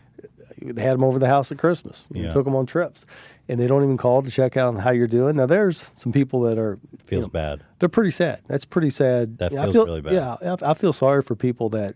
I mean, when you build a 5,000 store chain out of a broom closet, and you make all these people multimillionaires, and you have something like this happen, it's untruthful and not fair, and not only it's not right in the sense that that's not my character, that's not my moral fiber, and yet they don't pick up the phone and say, "Hey, there's a disagreement here, but how you doing? How's your family?" Personal resentment, it sounds like. Yeah. You expected more from these people who... How do you... People that, can you hold your thought? Yeah. People that you think are put together, these are leaders of the community, they ain't put together very well. They're not put together the way they pretend to be put together. The corporate geniuses, please. Do you have trouble trusting people now? No, but you get better at it. You're more guarded. You have to be. You have to be more retreated now and guarded of who you speak to and who you associate with. There's got to be trauma there. Yeah. PTSD. Yeah. Potentially. Remember, you have to look at things of what did I do wrong? What could I have done better? And a couple things. One is 31% didn't hold the day. It just wouldn't. So I should have. You own 31% I own of the 31%. company. You thought that would be enough. I thought it'd be. How did it end up not being enough? Because what happened? That 31 wasn't enough to carry another 20% against what the backlash on the N-word. So everybody, all the other owners colluded for a cumulative 51% to oust you. The board, it's worse than that. The board colluded with the media to make the N-word worse than it was, and then went to the other owners and said, we have a bad apple in John. That's kind of how they did that. The second thing is remember, I knew something like this could happen, but not from people around me that I cared about, because it wasn't in their best interest to do this. Right. To your point, the lesson there is you have to have your guard up a little better. But I missed the boat on those two aspects, and I lost my company. And the company now is in trouble. Well, I was going to ask, in summary, looking over the story as it is, you've got these three big media controversies dating back. The first time I heard you in the news in that regard was 2012 with the Affordable Care Act, which, according to you, was misreported. What's the story in all of this for you? What do you take away from this whole experience? You've built it up in 2012. Then in the past couple of years, again, two more controversies with the kneeling, and then that phone call where you said the N-word. Like, what's the story? What's the lesson for you? I think the lesson is you always go through things like this, and you come out the other side a better person. And this makes you stronger and better, and it makes you more appreciative of the people that do good and do have a good soul. We had a really good thing going. It was making $150 million a year, and we had the best pizza and best service, and everybody's making a lot of money. So that introduces an element of being comfortable. And sometimes when you're comfortable, you don't prune the bad parts of yourself as much as you should. Whereas if you go through something like this, it forces you to be a better person in every way. And I could have never sold 8 million shares of stock in the position I was as CEO, because it would have scared everybody else to death. These folks have come in, they've created a mirage, or they've created a farce, they bumped the stock up to 65, and I've been able to sell 7, 8 million So shares. that's kind of a nice thing. It's a real nice thing, because I never would have been able to sell 7, 8 million shares that's without a silver lining. Exactly. So you cashed out a little bit Right. before you couldn't. Right. Plus now I get Let me do the math. What'd you sell? How many shares did you sell? let's say 8 mil. 8 million shares. My God. And at what value? Let's just do 50 for math. It's 400 mil. Ooh! So you cashed out 400 million? And how do you feel? I told you I'd be okay. No kidding. Whoa. but look So what it, wait, look, how does that work? So the company pays you $400 million? people that buy into the stock pay the 400. And then this guy is coming in and saving the company with how much? 250. 250 mil. And but you just sucked out 400 million. Let's see who's right. Oh shit! He's got this thing sold in the next. But what did they expect? They knew you were going to sell your stock. You'd be be silly of you not to sell. Well, some. here's what I was hoping. I was hoping they could run it better than I could run it. I really was. I mean, I was Yeah, you're hoping, like, let's see. Let's see. I mean, Yeah. because you think maybe you don't know as much. You're which like, is healthy. maybe they're right. Maybe they're right. And Yeah. so if we're clocking along here at 3 or 4% comps, and we're making good pizza and culture, and everybody's getting raises, I'm like, well, it's not how I would have done it, but good for them. But that's not what's happened. We're closing stores. I went down to my hometown store in Park City yesterday to get the Papadillas. Really Papa Zones, but Papadillas, okay. And the store's closed. Oh, no. Had to drive all the way to Salt Lake. But closing stores, people are losing their jobs. And so I can't be part of that, and I don't want to be part of it. But the silver lining is now I'm involved with some health things. I love people. I love pizza.